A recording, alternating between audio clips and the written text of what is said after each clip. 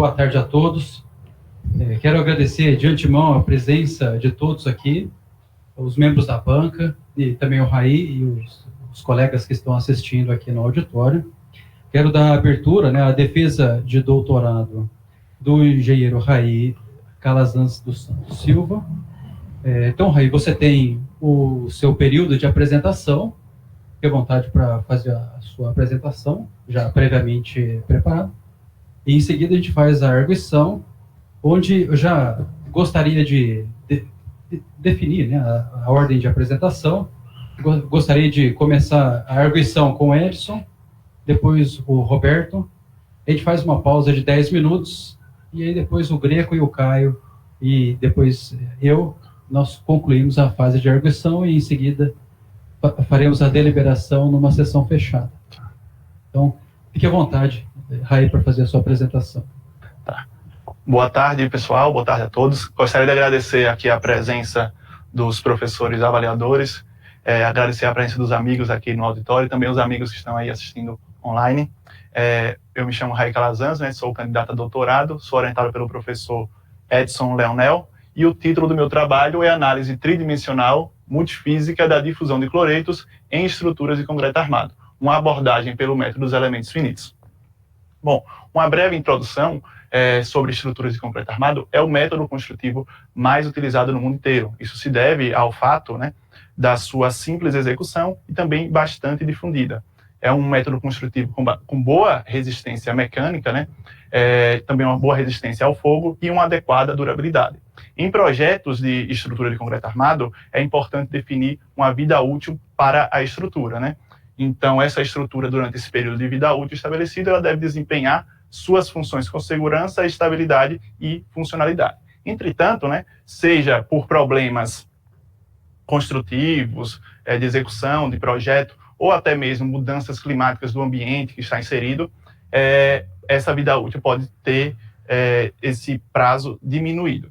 Então, dentre todos esses fenômenos que podem diminuir a vida útil da estrutura, estão as patologias desenvolvidas devido à corrosão das armaduras de concreto armado.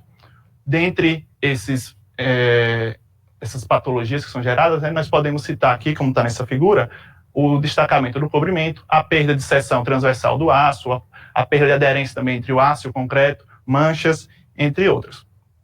Então, fazendo um apanhado geral dos mecanismos degenerativos da corrosão, o que pode desencadear ela? Pode ser originada pela penetração de dióxido de carbono, é comum em grandes centros urbanos ou em zonas industriais, ou pelo ingresso de íons cloreto, que é o que será abordado aqui no nosso trabalho. Então, os principais mecanismos de transporte de íons cloreto para o interior do concreto e para as proximidades da armadura pode se dar por absorção capilar, por permeação e principalmente por difusão. Então, a difusão também tem os fatores que alteram significativamente o seu comportamento, que é a composição do material, como o fator água-cimento, o traço utilizado e tudo mais. A localização geográfica também influencia e também, principalmente, a fissuração do seu cobrimento. Já nos aspectos que influenciam nessa fissuração estão os efeitos não mecânicos, efeitos térmicos, químicos, tudo mais, os efeitos dos produtos originados da corrosão e também a fissuração proveniente da ação mecânica, que é o que será abordado aqui nesse trabalho. Então, nós vamos abordar a fissuração originada pela ação mecânica e a sua influência no processo difusivo de íons cloreto. Antes de mais nada, o que nós podemos fazer aqui? Estabelecer um critério um conceito de vida útil de uma estrutura quando está sujeita à corrosão. Então, esse critério aqui é um critério simples que foi estabelecido por Tucci em 82. Nós temos aqui uma divisão desse período de vida útil entre a etapa de iniciação, que compreende o período onde a estrutura é inserida no ambiente, até o tempo onde a concentração de cloretos ao redor da armadura atinge uma concentração limite, e aí, de fato, os efeitos deletérios da corrosão vão iniciar, que aí já é a etapa de propagação. Então, vai ter a perda de seção, a perda de aderência e tudo mais. Só que o que foi percebido nos estudos, estudos experimentais, é que a etapa de iniciação, ela é muito maior que a etapa de propagação. Então, alguns autores defendem que, de forma conservadora, a etapa de iniciação seja considerada na definição da vida útil, já que a etapa de propagação é bem pequena quando comparada à de iniciação. Então, por isso que nesse trabalho nós vamos adotar a etapa de iniciação como a vida útil da estrutura. Então, o que é que nós precisamos fazer a partir de agora? Definir um modelo matemático, né, para representar a difusão. Esses modelos podem ser analíticos, que são bastante utilizados na literatura, a primeira e a segunda lei de Fick. No caso da primeira lei, nós temos o regime estacionário, e na segunda lei, o regime transiente. Entretanto, essas leis apresentam suas limitações, seja de geometria, seja de composição do material, seja de condições de contorno, e por isso surgem como alternativa os métodos numéricos. Pode ser o método dos elementos de contorno ou o método dos elementos finitos, que será aqui estudado. Além disso, né, nós precisamos também quantificar a fissuração. Ela pode ser quantificada de forma analítica, né, ou de forma numérica, utilizando modelos discretos, onde a fissura ela tem sua geometria discretizada ou de forma espalhada ou contínua, né? Então, para isso, nós precisamos nos embasar em algum modelo mecânico, né? Esse modelo mecânico também vai ser numérico, pode ser por métodos elementos de contorno, métodos elementos finitos, em deslocamentos ou posições. Nesse trabalho será utilizado como modelo mecânico, né, o método dos elementos finitos posicional. Então, o objetivo geral desse trabalho, nós temos aí que é realizar uma análise multifísica do problema de difusão de íons fluoretos no concreto armado, considerando a danificação mecânica do concreto de maneira a estimar a vida útil de estruturas sujeitas à corrosão em armaduras, né? Então, nós definimos assim 3 macro, né, objetivos específicos, que o primeiro deles é desenvolver um código mecânico robusto, no qual são consideradas as não linearidades físicas dos materiais, né, do aço e do concreto, e também a não linearidade geométrica de maneira apropriada. Em seguida, foi desenvolvido um código para o problema de potencial tridimensional, né, baseado no MEF, para o regime estacionário e transiente da difusão de íons fluoreto no concreto. Por fim, nós tivemos que acoplar, né, esses 2 problemas em um problema só, de maneira consistente, né, de modo a considerar esse processo de fissuração na difusividade de íons fluoreto no concreto de maneira mais realística possível. Como justificativa, né, nós temos que esse tema tem um apelo social, já que muitos acidentes ocorrem, né, principalmente em sacadas, é bastante comum, e aí tem essas vítimas fatais, como teve aí no edifício Versailles, lá em Fortaleza, em 2015. Acredito que 2 operários morreram fazendo a manutenção lá, e a causa foi a corrosão das armaduras, perda de seção e tudo mais, aí perdeu a capacidade resistente e acabou tendo essa fatalidade. Uma outra justificativa importante é que a idade das estruturas de concreto armado no Brasil, agora elas estão completando uma idade mais avançada, né, que as principais estruturas que foram construídas em concreto armado foram lá na década de 60, 70, então está passando dos 50 anos estimados de vida útil mínima, né? E é quando os efeitos deletérios da corrosão começam a surgir. Além disso, né, nós temos que a localização de grandes centros urbanos do Brasil estão na faixa litorânea, né, onde tem uma alta concentração de cloretos, e também tem um apelo econômico, né, já que no estudo do Greco, Bittencourt e Oliveira, com uma base do banco de dados do DENIT, né, estimam que 44% das patologias encontradas nas pontes federais do Brasil são associadas à corrosão. E o custo com prevenção, né, e reparação por patologias também é muito alto. O Gentil estima que cerca de 3,5% do PIB é gasto anualmente. Partindo para a etapa de formulação, nós temos aqui o método dos elementos finitos posicional, que foi empregado no nosso modelo mecânico. Esse método é bastante interessante, né, já que ele é formulado em posições, diferentemente do MEF convencional, que é baseado em deslocamentos, né, e na sua formulação, ela é intrinsecamente não linear geométrica, né, dita também geometricamente exata. Ela possui uma formulação lagrangiana total, baseado no princípio da estacionalidade da energia mecânica. O modelo constitutivo utilizado foi de Saint-Venant-Kirchhoff, por isso a deformação de Green é utilizada, né, que é apropriada para grandes deslocamentos e deformações moderadas, com a tensão de Piola-Kirchhoff de segunda espécie. A resolução é feita pelo método iterativo incremental, né, do Newton-Raphson. Os elementos utilizados estão aqui, né, foi utilizado um elemento tetraédrico com 10 nós, aproximação quadrática, para representar a matriz, e um elemento de treliça com 3 nós, também aproximação quadrática, para representar a fibra, né, que é o caso, é a armadura. Então, o porquê essas aproximações foram utilizadas, né? O elemento de treliça utilizado foi de aproximação quadrática, porque no trabalho de Socorro, né, Sampaio, 2014, perdão, ela mostra que há um melhor acoplamento entre esses elementos de mesmo grau, como vocês podem ver aqui nessa figura abaixo. E a técnica para acoplar, né, esses dois domínios foi a técnica do embutimento. Nessa técnica aqui proposta por Vanali, Pacola e Coda em 2008, nós temos que os nós das fibras, eles são escritos, são mapeados nessas posições em função das posições das matrizes, né, que elas estão inseridas. E os nós não precisam coincidir com os nós da matriz, eles fazem um espalhamento dessa rigidez para os elementos da matriz que ele está inserido.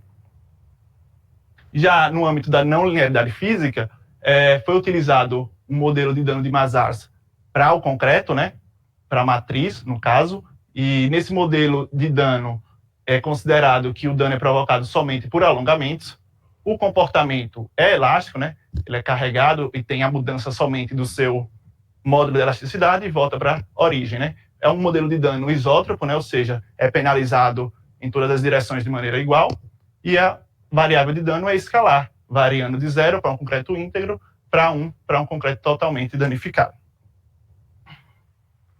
Nesse modelo de dano, né, nós temos que o estado de deformação em um ponto é dado pela deformação equivalente, né? Essa deformação equivalente é dada por essa expressão aí ao lado, né? Nós consideramos somente as componentes de tensão principal positiva, e a evolução desse processo de fissuração se dá quando essa deformação equivalente supera um valor de referência, que é atualizado após cada passo convergido. Esse modelo de dano considera duas variáveis independentes para a tração e para a compressão, né, no modelo uniaxial, só que quando nós temos um caso multiaxial, o Perego propõe que eles se relacionem dessa forma aqui, que está escrita nessas expressões ao lado, né? Temos uns coeficientes alfa aí para o concreto e para a tração, e fazemos essas relações para obter essa variável de dano. Depois que conseguimos essa variável de dano, né, nós penalizamos o módulo de elasticidade, e aí esse módulo de elasticidade penalizado vai interferir lá na composição da força interna, no método dos elementos finitos, e também na formação lá da matriz esse ano. Entretanto, né, foi percebido que, após alguns estudos, né, alguns exemplos que nós rodamos, que acontecia um fenômeno diferente do que nós esperávamos, né? Esse fenômeno é o fenômeno de localização de deformações, é um fenômeno estudado, né, não é exclusivo da mecânica do dano, também ocorre lá na teoria da plasticidade, e ocorre quando você tenta representar um software, né? Quando você tem lá a rigidez da estrutura tendendo a zero, você não tem um comportamento numérico adequado. Fisicamente, né, nós temos que as microfissuras aqui nessa imagem, elas vão evoluir, tendendo a formar uma macrofissura. E aí o MEF, ele tenta reproduzir isso numericamente. Ele busca essa zona de localização a uma condição equivalente a uma fissura discreta. O que acontece? Conforme a malha é refinada, menor é essa zona de localização, que vai tender uma linha, né, e, consequentemente, a energia dissipada vai ser nula, gerando essa não objetividade da resposta, né? Como vocês podem ver aqui nesse gráfico, conforme é refinada, né, nós temos uma queda mais acentuada ainda da resposta da força de deslocamento, né? Então, para tentar contornar essa situação, né, surgiram algumas técnicas de regularização.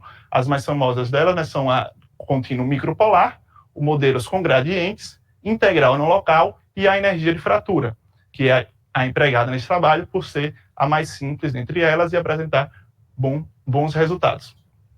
Nessa técnica de regularização, considera-se, né, que a energia de fratura dissipada é concentrada em uma largura de banda do elemento, como vocês podem ver aqui nessa figura abaixo, né, considerada a fissura ali, e ela é considerada nessa pequena faixa do elemento, que é dita a largura de banda. Então, a energia vai ser dissipada em cada elemento e tem que ser de forma proporcional à energia de fratura da estrutura, né, que depende lá do tipo de concreto. E, consequentemente, né, nós precisamos estimar qual é essa largura de banda. Então, muitos estudos foram desenvolvidos para poder determinar essa largura de banda. Viram que variava muito, assim, em relação ao tipo de elemento, ao elemento unidimensional, bidimensional, o grau de aproximação, o número de pontos de integração. E aí, eu procurando, testei algumas delas, e a que melhor se adequou foi essa aí, proposta por Vonk, né, em 93, onde nós consideramos o volume do elemento e também o número de pontos de integração. É a raiz cúbica dela, né? Então, essa técnica, né, de regularização da energia de fratura, ela consiste em desenvolver uma lei de evolução do dano, né, por meio de um modelo constitutivo, né, que leve em conta a energia de fratura, né? Essa energia de fratura pode ser obtida, essa lei coesiva dela, pelo Model Code, né? O Model Code, alguns outros ensaios experimentais, mas é comum utilizar o Model Code. Tem a de 90 e a de 2010, tem uma variação interessante entre elas, e também considerar a largura de banda, né, de forma implícita, para poder gerar esse modelo constitutivo.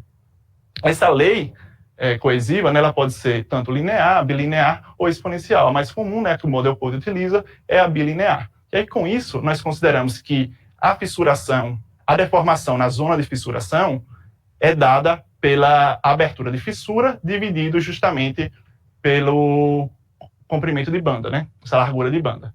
Como vocês podem ver aqui, né, nesse gráfico acima, nós temos, no de baixo, perdão, nós temos a lei coesiva, né, a tensão sendo relacionada com a abertura de fissura, e no gráfico acima nós temos a tensão relacionada com a deformação, que é o que nós estamos buscando. Então, dito isso, né, nós precisamos calibrar, de alguma forma, né, os parâmetros de Mazars, o AT, BT, AC e BC. Para isso, nós podemos calibrar utilizando o método dos mínimos quadrados, conforme Nogueira e Rodrigues. Então, nós podemos calibrar tanto com resultados experimentais, quanto com modelos analíticos. São calibrados de maneira independente, né, porque o modelo de dano tem duas variáveis independentes, o DT e o DC. Com isso, né, no nosso trabalho foi utilizado para a compressão 3 modelos, né, o modelo de Popovics, o do Model Code 2010 e o de Kent Park. A calibração, como vocês podem ver, foi boa, né? A função aproximadora ficou bem próxima da de referência. Entretanto, quando a gente tentou calibrar o modelo de tração, né, para a parte de tração, vocês veem que a resposta não deu tão boa. Demorei bastante de perceber isso. Eu tinha feito essa regularização e os resultados não davam bom, e aí eu fui buscar entender o porquê. Conforme analisei por cada elemento, eu via um gráfico de tensão de deformação, né, bem similar a esse. Então, a estrutura ganhava rigidez para níveis de deformações pequenos, né, e depois tinha uma queda muito acentuada até a estabilização. Então, não representava de maneira adequada o comportamento global da estrutura. E aí, para contornar isso, né, foi preciso desenvolver uma lei de evolução do dano somente para a tração, né, então foram desenvolvidas leis lineares, bilinear e exponencial, e essas leis são baseadas também na lei coesiva adotada. Pode ser do Model Code, qualquer que seja, é utilizado essas deformações de referência aqui abaixo, como vocês podem ver, o E1 e o E último, né? O Y1 e o Y último, que é baseada na energia de fratura, no comprimento de banda, como vocês podem ver, e esse B e C são variáveis que dependem do modelo da lei coesiva adotada. Para a armadura, né, foi considerada também a não linearidade do material, foi considerado um modelo elastoplástico unidimensional, onde o comportamento elástico linear é até a tensão de escoamento, como vocês podem ver aqui no gráfico ao lado, e após isso, né, a ocorrência de deformações plásticas. A formulação é baseada na decomposição aditiva da deformação, então a deformação é dada por uma parcela elástica e por uma parcela plástica. Esse modelo adotado é considerado com encruamento isótropo positivo, como vocês podem ver, e o intervalo inicial elástico, né, ele aumenta simetricamente a origem, toda vez que é atingido o seu critério de plastificação. Aqui temos o primeiro exemplo, né? Esse exemplo bastante utilizado na literatura para validar as formulações de dano. Foi ensaiado, né, por Álvares aqui no departamento, em 93. Ele ensaiou essas vigas com o mesmo esquema estrutural, mas variando a taxa de armadura para subarmada, normalmente armada e superarmada. Ele tirou as propriedades dos materiais, né? Informou essas propriedades no trabalho, entretanto, para tração ele não conseguiu captar bem nos resultados, nos ensaios experimentais dele, e aí adotou alguns valores lá que ele achou nas normas técnicas. Por isso, né, nós utilizamos inicialmente o modelo de dano de Mazars para estudar essa viga, né, com as propriedades do Álvares, né? Ou seja, é um modelo sem regularização. As propriedades são informadas aqui nessas tabelas. A malha adotada está ali ao lado, né? Nós medimos a força, plotamos o gráfico de força de deslocamento. O deslocamento é no meio do vão, ou seja, naquele ponto A ali, e é feito um controle de deslocamento ali naquele apoio superior. Então, esse exemplo aqui, sem regularização, como vocês podem ver, né? O tracejado são os dois resultados experimentais do Álvares e os nossos resultados numéricos para 3 malhas diferentes, né? Uma mais refinada que a outra. Então, quanto mais refinada é a malha, né? Mais rápido se perde a objetividade. Então, é importante destacar também que o período, o intervalo elástico linear tem uma resposta bastante próxima, né, dos experimentais, só que o erro acontece justamente após o intervalo elástico linear, né? Aqui vocês podem ver o mapa de dano, né, na estrutura, vocês conseguem ver que representa até bem fisicamente a questão de tender a capturar essas macrofissuras, né? Só que o comportamento global tende a localizar essas deformações aí nessas zonas e não ter uma resposta global boa. Por isso que é feito a regularização, né? As respostas regularizadas estão plotadas aqui. Vocês podem ver que agora os nossos resultados estão em preto, né? Em linha contínua, e os resultados experimentais são os tracejados, e o resultado de Nogueira, 2010, né? Em linha contínua vermelha. Então, percebe-se que tem uma boa concordância ao longo de toda a curva e também na estimativa de carga última. Vocês conseguem ver que consegue capturar bem. E, principalmente, né, foram testados ao longo do texto vários modelos para compressão, para tração, vocês viram aí, e também considerando ou não a elastoplasticidade no aço. Então, com isso, você tem um bom comportamento ao longo de toda a curva, né, força de deslocamento, e também uma boa estimativa da carga útil. Então, o modelo mecânico adotado mostrou-se satisfatório, né, bem satisfatório, e aí seguimos para... Aqui nós temos uma outra imagem, né, da variável de dano conforme o avanço dos passos de carga, né? Vocês podem ver que temos uma configuração diferente, né, da variável de dano, mais espalhada conforme a regularização foi aplicada, diferentemente do modelo sem regularização. Então, entrando no segundo bloco, né, do trabalho, nós temos aqui o problema de potencial, né, a equação diferencial do problema de potencial, que é um problema que ocorre não só na difusão, né, mas em outros campos da física, né, no eletromagnetismo, condição de calor, tudo mais. Então, é feito um balanço energético, né, em um volume elementar. Então, as energias que entram são iguais às energias que saem, mais essa taxa de variação, e também do lado de entrada, nós temos uma geração de calor interna. Resolvendo aí, né, com algebrismo, nós chegamos ao final da equação de difusão transiente, né, que é dada na expressão abaixo aí, e também a equação da difusão estacionária, onde nós eliminamos essa parcela dependente do tempo, e nós chegamos na equação de Laplace, né. Para resolver o problema, também precisamos das condições de contorno, né, não só a equação diferencial, mas das condições de contorno. Então, as condições de contorno podem ser essenciais, né, quando nós temos as concentrações impostas, né, no contorno, ou as condições naturais, que é o fluxo prescrito no contorno. Essas condições naturais são um pouco mais difíceis de implementar do que as condições essenciais, já que o fluxo, né, ele precisa ser normal à superfície. Então, o MEF, né, é aplicado no problema de potencial empregando o método dos resíduos ponderados, né, e utilizando como funções ponderadoras as funções de Galerkin. Então, nós temos essa equação matricial aí que vocês podem ver para o regime transiente e para o regime estacionário. Cabe destacar aqui na equação do regime estacionário, né, que é bem similar à nossa equação lá da elasticidade, né? Nós temos uma matriz de rigidez vezes um vetor de concentrações, que seria, no caso, deslocamento, e é igual a esse vetor F, que nesse caso são fluxos, e na elasticidade são as forças. Então, o primeiro exemplo do problema de potencial, nós temos aqui um domínio circular com um raio interno A e um raio externo B, e é imposto, né, no perímetro interno um potencial de 100, né, e no perímetro externo é imposto um fluxo de 200.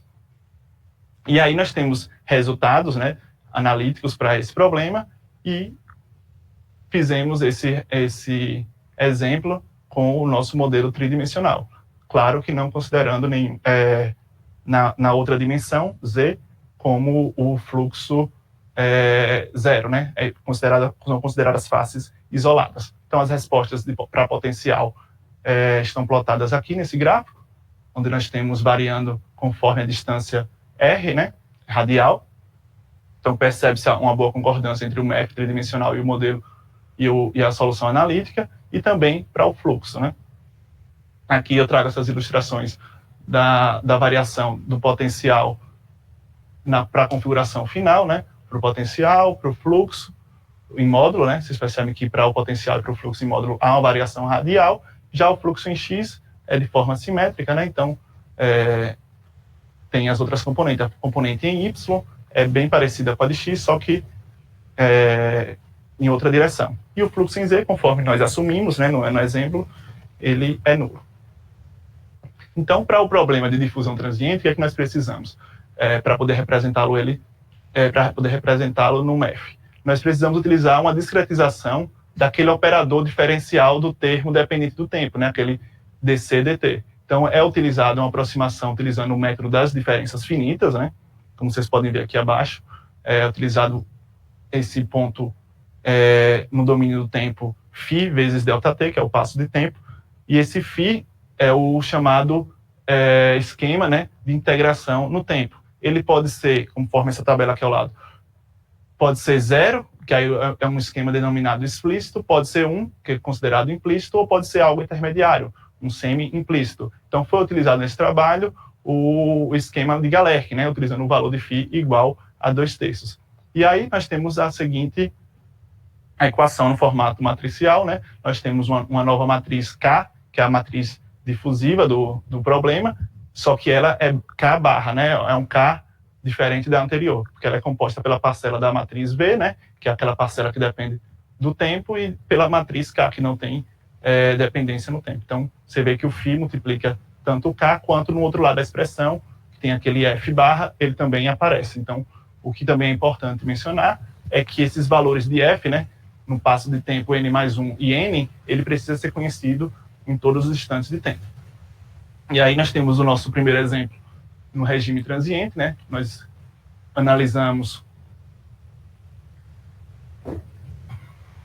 um cubo onde temos a imposição de concentração de cloreto nessas três faces, como vocês podem ver na figura.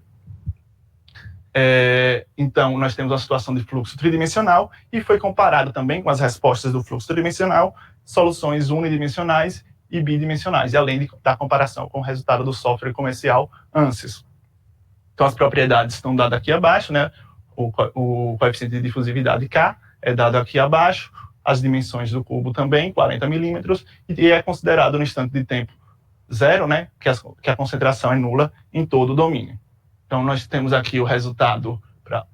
A análise feita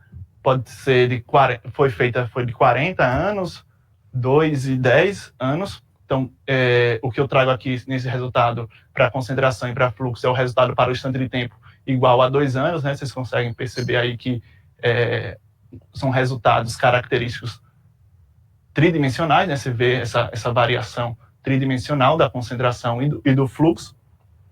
E aqui nós temos também a variação dessa concentração de cloretos no ponto A, né, que é esse ponto aqui da quina, ao longo do tempo, né? Vocês podem ver que a solução unidimensional pela segunda lei de Fick, ela subestima significativamente, né? Enquanto que a solução bidimensional, já no MEF, ela se aproxima mais, só que a solução tridimensional, né, tanto pelo nosso programa quanto do ANSYS deram respostas boas e respostas maiores do que a unidimensional e bidimensional. Então, nós também plotamos essa concentração ao longo de uma profundidade, né? As curvas contínuas mostram os intervalos de tempo de 40, 10 e 2 anos para o caso unidimensional, e em todos esses casos, vocês veem que o 2D e o 3D são superiores. Então, a vida útil poderia ser estimada para o caso unidimensional como sendo de 29 anos, né? No bidimensional como 6 anos e no tridimensional como 4,8 anos. Vocês conseguem perceber que o caso unidimensional subestima muito, né, a vida útil, enquanto o bidimensional também subestima, mas um pouco mais próximo. Então, o modelo tridimensional é considerado mais realístico possível, né?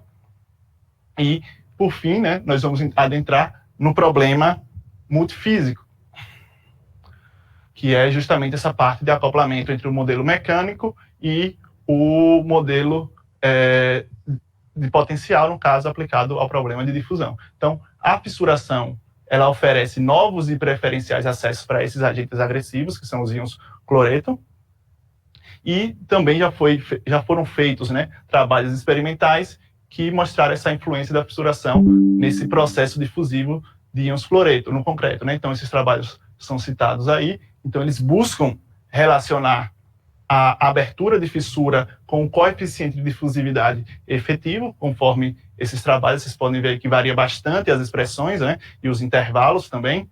Foi pensando nisso que o trabalho de Zhang e outros buscou propor uma curva que se ajustava melhor a todos esses trabalhos disponíveis, né? Ele propôs a própria lei dele, né?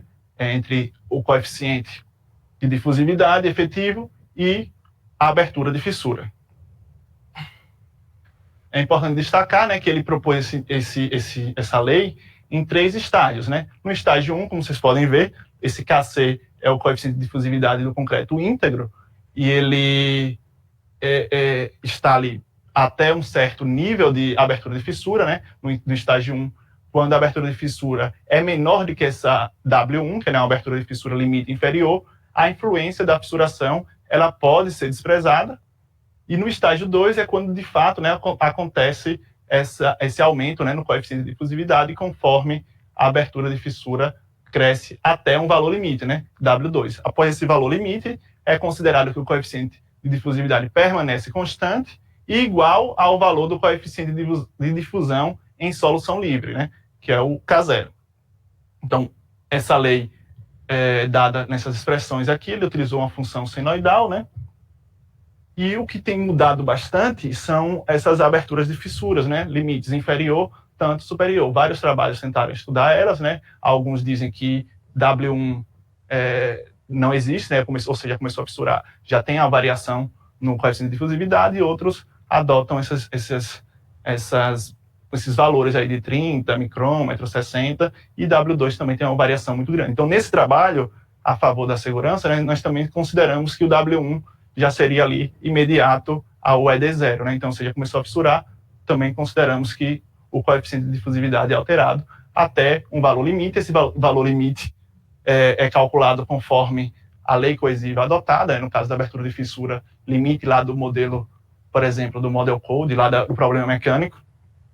E aí, o que nós fizemos para poder relacionar o nosso problema mecânico com o nosso problema difusivo?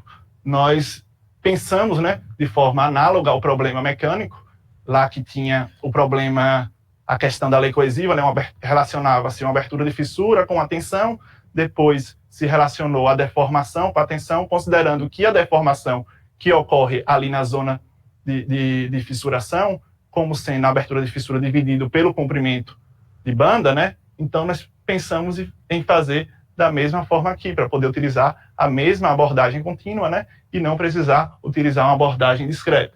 Então, a deformação é considerada, naquela zona de fissuração, como sendo a abertura de fissura dividido pela largura de banda, e aí nós podemos relacionar agora a deformação equivalente, né? Igual lá do modelo de dano, com o coeficiente efetivo de difusividade no concreto, né?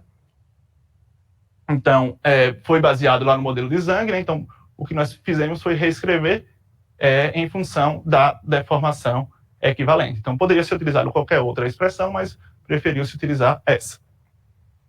Também são consideradas algumas hipóteses que não há a interação química, né, entre os íons fluoreto e o sólido, a difusão ocorre em condições isotérmicas e os efeitos eletroforéticos são desprezados.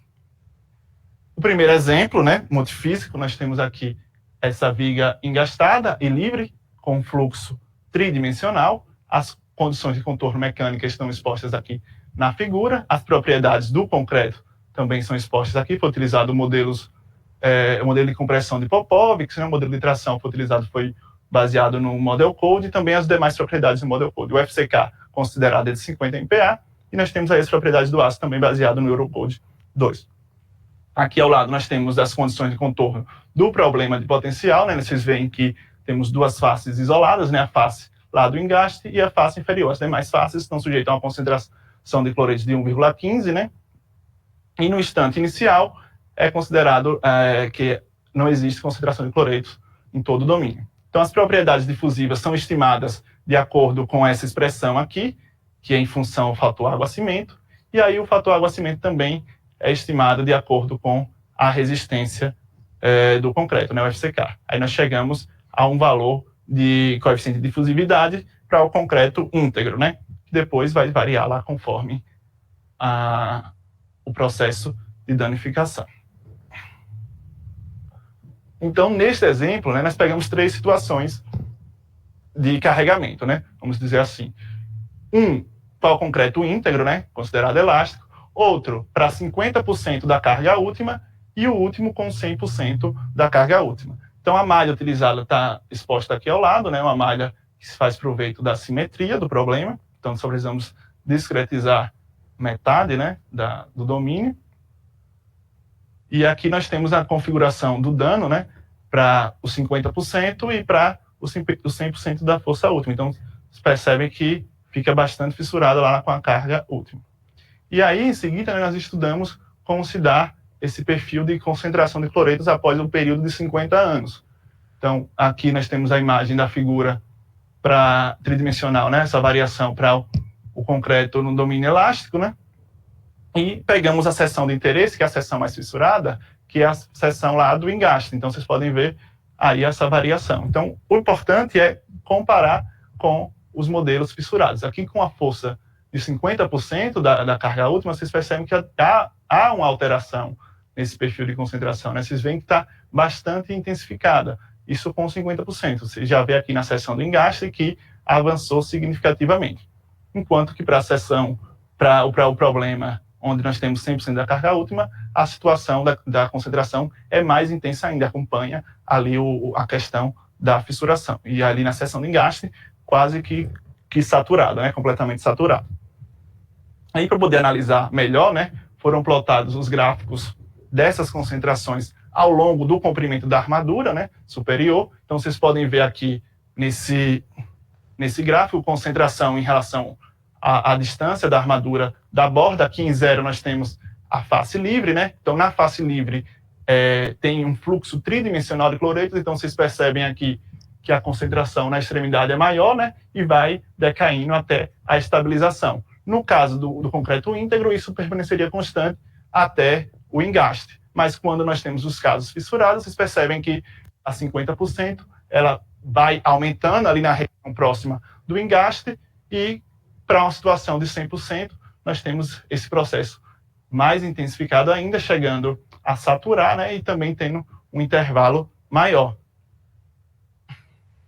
Outro gráfico interessante é esse da concentração de cloreto no ponto com a maior concentração na armadura ao longo do tempo, né? Então, para o concreto íntegro, vocês veem ali a curva em preto, né, a curva mais baixa, demora bastante para chegar à concentração assumida como limite. E conforme a fissuração aumenta, né, vocês veem que também o processo de concentração se intensifica, né? Então, a vida útil da estrutura é significativamente reduzida. Nós podemos ver aqui que para o concreto íntegro, né, o domínio elástico demoraria mais de 50 anos, enquanto que para 50% 15 anos e 100% da força última demoraria apenas 2 anos. É claro que aqui é um exemplo hipotético, né? O segundo exemplo e último exemplo, nós temos aqui uma viga bioengastada com carregamento variável no tempo, né? Ou seja, o carregamento após 25 anos ele é dobrado.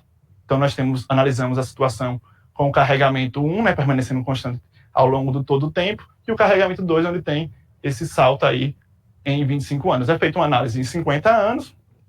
A concentração de cloretos também é considerada variando no tempo, né? Nós temos essa função exponencial mostrada aí no gráfico. É assumido que no início da análise também não há concentração de cloretos no domínio, e vocês podem ver aqui nessas figuras as concentrações, as condições de contorno do problema, tanto a mecânica quanto a de difusão. A malha adotada foi utilizada também a simetria do problema, né? Esse problema ele é interessante do ponto de vista estrutural, já que o momento negativo no engaste e o momento positivo no meio do vão são iguais. Então, nós temos aí essas condições de danificação, como vocês vão ver aqui, similares, né? Antissimétricas, podemos dizer assim, já que na parte superior do engaste, nós temos uma configuração de danificação igual à parte inferior lá no meio do vão. Temos essa configuração para o carregamento 1, que é constante, né? E metade do valor do carregamento 2. Então, o carregamento 2 tem uma configuração mais danificada ainda, como vocês podem ver na figura. E aqui nós trazemos os resultados, né? Para um tempo de exposição de 50 anos. Tem o perfil de concentração de cloretos aí para o caso elástico, né? Então, nós temos aqui 2 seções de interesse, que é a seção no meio do vão e a seção no engaste. Esses aqui são as seções de referência, né? Onde não é considerada fissuração, e vamos comparar agora com a situação fissurada, né? Para o carregamento 1, vocês percebem uma leve alteração. Aqui no meio do vão é quase imperceptível, mas há uma alteração do nível de cloreto. Entretanto, no engaste, essa mudança é mais nítida, né? Isso acontece devido, vou trazer também mais na frente outros gráficos que evidenciam isso, que para o fluxo unidimensional, né, a fissuração influencia bem mais, né? Já que nós temos, vamos pensar assim, uma difusividade menor no unidimensional. Então, quando você danifica, né, você pode chegar até aquele valor do coeficiente de difusividade em solução livre, que é bem alto. Então, o ganho é maior, então é mais perceptível. Já para o caso do carregamento 2, né, aí sim é bem nítido para os 2 casos. No meio do vão, né, há um avanço muito forte, e também no engaste.